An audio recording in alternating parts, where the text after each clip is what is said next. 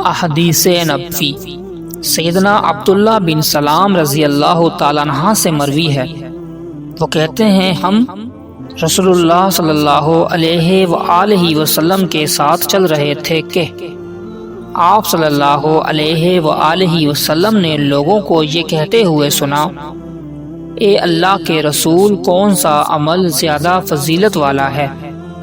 آپ صلی اللہ علیہ وآلہ وسلم نے فرمایا، اللہ اور اس کے رسول کے ساتھ ایمان لانا، اللہ کے راستے میں جہاد کرنا اور حج مبرور۔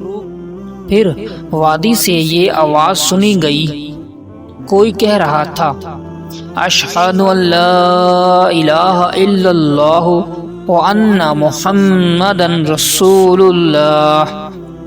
یہ سن کر رسول اللہ صلی اللہ علیہ وآلہ وسلم نے فرمایا، اور میں بھی یہی گواہی دیتا ہوں اور میں یہ شہادت بھی دیتا ہوں کہ جو آدمی بھی یہ گواہی دے گا وہ شرک سے بری ہو جائے گا۔